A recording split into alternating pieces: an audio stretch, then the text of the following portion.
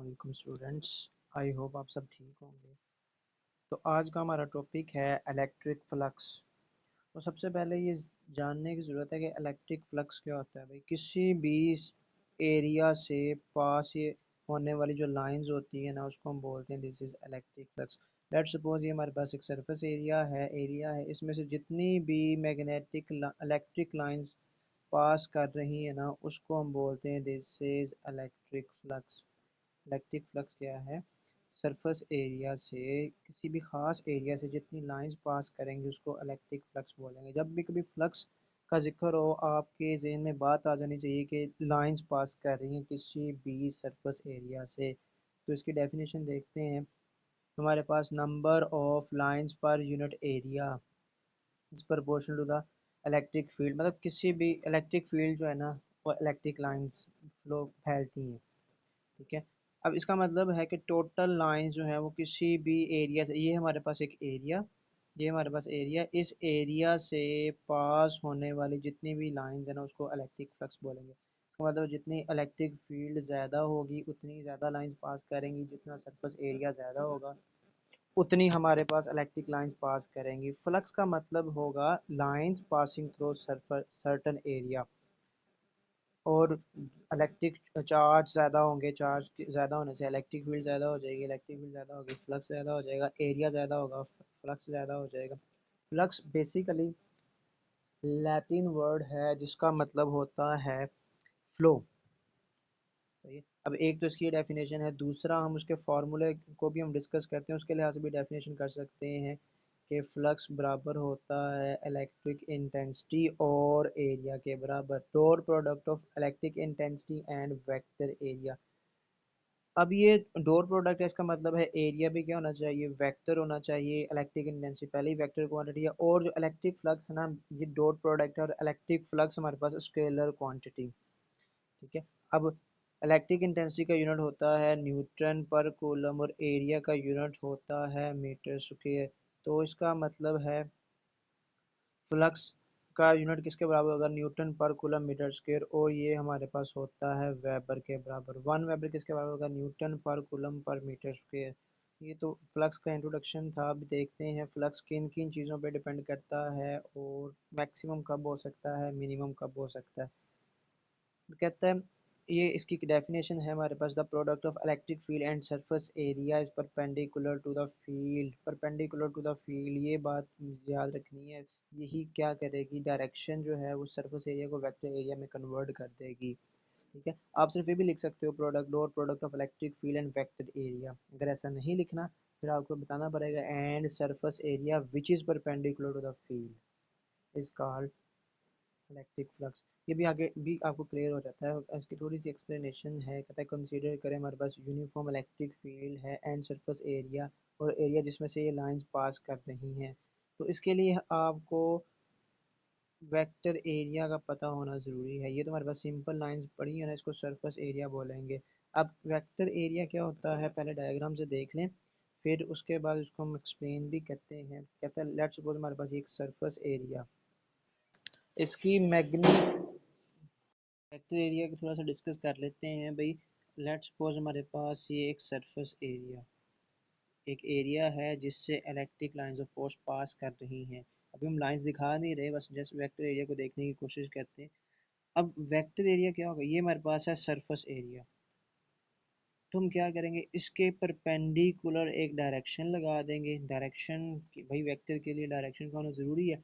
अब surface area चूँकि scalar quantity है, हम क्या कहते हैं, एक परपेंडिकुलर ड्रा करते हैं। वो परपेंडिकुलर जो होगा वो डायरेक्शन को शो करने के लिए हम इस्तेमाल करते हैं। हमने लास्ट टाइम भी पहले भी जिक्र किया है कि जो यूनिट वेक्टर होता है वो डायरेक्शन को शो करने के लिए इस्तेमाल होता है।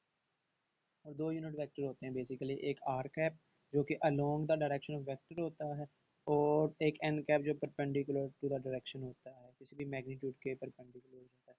तो वेक्टर एरिया क्या होगा, ऐसा एरिया जिसकी मैग्नीट्यूड सरफेस एरिया के बराबर होती है लेकिन डायरेक्शन उसकी परपेंडिकुलर होती है, उसको बोलते हैं सरफेस एरिया। तो जनाब कहता है let us begin the definition the vector area whose magnitude is same as that of surface area. Vector area contains the same magnitude as surface area but have a direction in perpendicular direction. मतलब अब ये हमारे पास surface area है, इसके perpendicular हम direction लगा देना तो हमारे पास ये वेक्टर एरिया हो जाएगा। ये हमारे पास एक सरफेस एरिया, कोई भी एरिया बस उसके परपेंडिकुलर डायरेक्शन लगा देंगे। अब हमारे पास मैग्नीट्यूड भी होगी एंड डायरेक्शन भी होगी, तो इस सारे को हम बोलेंगे दिस इज वेक्टर एरिया। उसके बाद उसकी प्रॉपर्टीज़ आ जाती हैं या केसेस आप इसको कह सकते हैं, केस नंबर 1 कह सकते हैं, या मैक्सिमम फ्लक्स की हेडिंग दे सकते हैं कि फ्लक्स मैक्सिमम कब होगा। अच्छा, अब देखें भाई, लेट सपोज ये हमारे पास एक एरिया इस डायरेक्शन में पड़ा, इलेक्ट्रिक फील्ड जो है ना वो लेफ़्ट से राइट जा रही है। लेट सपोज हमारे पास इलेक्ट्रिक फील्ड है moving from left to right. अब उसके सामने एक एरिया पड़ा हुआ है ऐसे। अब ये जो एरिया है ये हमें बताएगा कि भाई इलेक्ट्रिक फील्ड लाइन जो है ना वो मैक्सिमम पास कर रही है उसमें से। सही है, उनके बिल्कुल सामने पड़ा हुआ है, उसमें से मैक्सिमम लाइंस पास कर रही है। लेकिन ये सरफेस एरिया है, तो वेक्टर एरिया की डायरेक्शन क्या होती है, सरफेस एरिया के बिल्कुल परपेंडिकुलर होती है वेक्टर एरिया की डायरेक्शन। अब आप देखें इलेक्ट्रिक इंटेंसिटी भी लेफ़्ट से राइट साइड है, इलेक्ट्रिक इंटेंसिटी भी लेफ़्ट से राइट साइड है, और हमारे पास एरिया वेक्टर एरिया उसकी डायरेक्शन भी लेफ़्ट से राइट साइड है। इसका मतलब है कि ये वो कंडीशन है जब फ्लक्स मैक्सिमम होगा। इसको मैं दो तरीक़ों से बयान कर रहा हूँ भाई, दो तरीक़ों से बयान कर रहा हूँ, ज़रा बड़े गौर से सुनिएगा।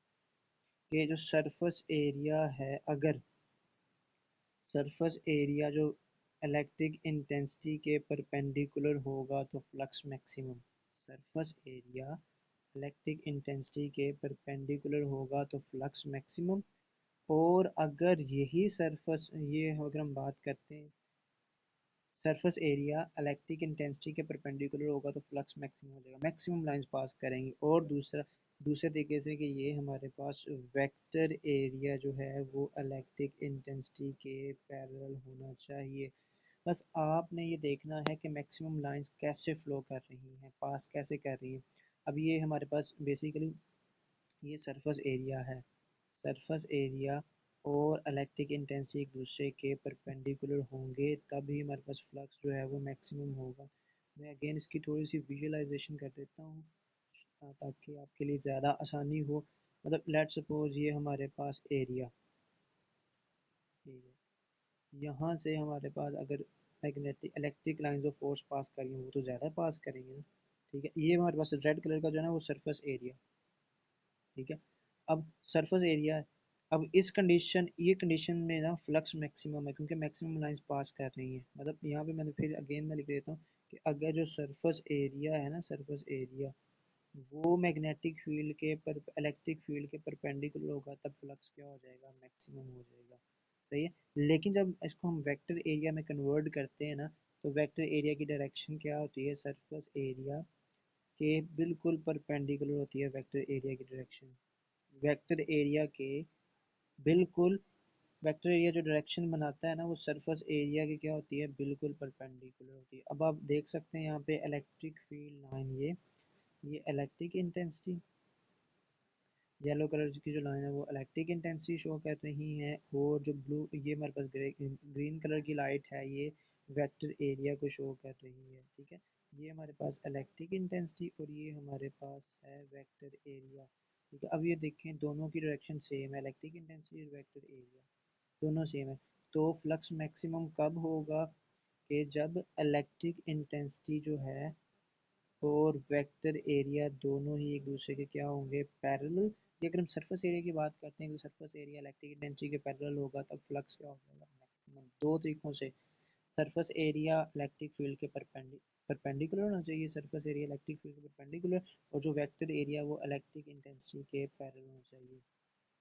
ठीक है, फिर फार्मूला के लिहाज से भी इसको डिस्कस करते हैं। तो केस केस नंबर 2 की तरफ, के ज़ीरो फ्लक्स कब हो सकता है, मिनिमम फ्लक्स कब हो सकता है, कि भाई जब एरिया में से कोई लाइन पास ना करे। मतलब लेट सपोज हमारा पास एरिया ऐसे है, ये हमारे पास सरफेस एरिया, ये कुछ ऐसे, और तो इलेक्ट्रिक लाइंस ऑफ फोर्स उसके ऊपर नीचे से पास कर रही हैं, उसमें से उसके अंदर से पास नहीं कर रही, तो इस केस में क्या होगा, एरिया में से कोई लाइन फ्लो नहीं कर रही, एरिया में कोई लाइन नहीं फ्लो कर रही तो इसका मतलब है कोई लाइन पास नहीं होगी तो फ्लक्स बिल्कुल ज़ीरो हो जाएगा। मैं सरफेस एरिया की बात कर रहा हूँ। अगर हम वेक्टर एरिया के हिसाब से देखें, मतलब फ्लक्स ज़ीरो कब होगा, जब सरफेस एरिया जो है वो पैरेलल हो जाएगा इलेक्ट्रिक फील्ड के। पैरेलल हो जाएगा इसका मतलब है कि उसमें से कोई लाइंस पास नहीं कर रही। अगर मैं किसी को वेक्टर एरिया बना के दिखाना चाहूँ तो सरफेस एरिया को वेक्टर एरिया में पहले कैसे कन्वर्ट करते हैं, उसी के परपेंडिकुलर एक डायरेक्शन लगा देते हैं। ये हमारे पास एक सरफेस एरिया उसके परपेंडिकुलर एक डायरेक्शन लगा दी। अब ये हमारे पास क्या होगा, जब डायरेक्शन हम लगा देंगे तो ये हमारे पास बन जाएगा एक, तो हम डायरेक्शन लगा देंगे तो वेक्टर एरिया बन जाएगा। अब हम देखते हैं इलेक्ट्रिक फील्ड लाइन जो है वो वेक्टर एरिया के परपेंडिकुलर, इलेक्ट्रिक फील्ड जब वेक्टर एरिया के परपेंडिकुलर होगी तब फ्लक्स क्या हो जाएगा, मिनिमम। या इलेक्ट्रिक फील्ड सरफेस एरिया के पैरेलल हो जाएगी तब फ्लक्स बिल्कुल ज़ीरो हो जाएगा। ये मैं एंड पे आपको फार्मूले के लिहाज से भी बताऊंगा, ठीक है। अच्छा जी, अब केस नंबर 3 डिस्कस करते हैं कि जब हमारे पास एरिया ना तो पैरेलल हो ना ही परपेंडिकुलर हो तब हम क्या करेंगे। उस केस में लेट सपोज हमारे पास एक सरफेस एरिया है, ये हमारे पास एक सरफेस एरिया, सही, उसमें से लाइंस पास कर रही हैं, इलेक्ट्रिक फील्ड इंटेंसिटी पास कर रही है।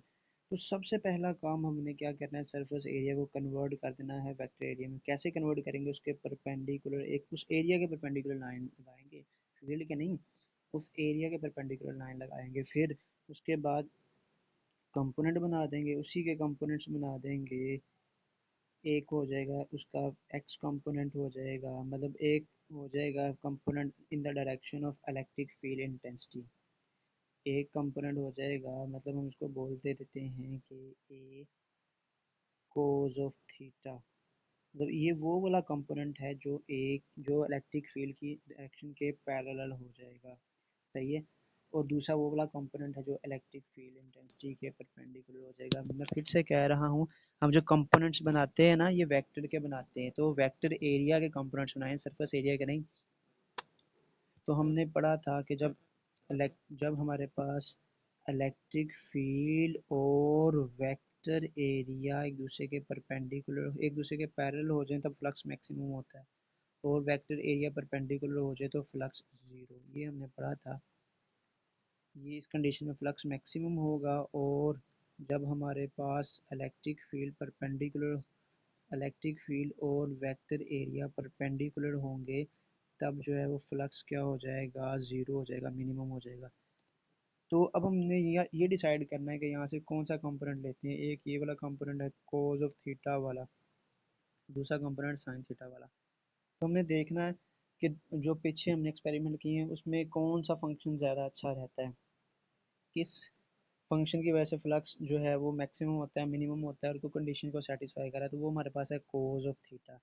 क्योंकि जब एंगल जीरो होगा तो इलेक्ट्रिक इंटेंसिटी और वेक्टर एरिया पैरेलल हो जाएंगे और मैक्सिमम हो जाएगा, और कोस जीरो मैक्सिमम पे होता है। तो मतलब है कोस थीटा यहाँ पे एप्लीकेबल है। जब परपेंडिकुलर होगा कोस 90 क्या होता है, जीरो, और फ्लक्स भी जीरो हो जाएगा। अगर आपने फार्मूले में वैल्यूज पुट करके फ्लक्स निकालना है तो सबसे पहला काम आपको ये करना पड़ेगा कि सरफेस एरिया को वेक्टर एरिया में कन्वर्ट करना पड़ेगा। फिर ये फार्मूला लगा सकते हैं। इसमें E electric magnitude of electric intensity है, A magnitude of area vector area की मैग्नीट्यूड है, सही है, और थीटा एंगल बिटवीन देम है। तो आज के लिए हम इतना ही करते हैं। नेक्स्ट लेक्चर में हम ये अगला टॉपिक देखेंगे जी। अगर आपको वीडियो अच्छी लगती है तो काइंडली इसको लाइक, सब्सक्राइब एंड शेयर करें। Thank you very much. अल्लाह हाफिज़।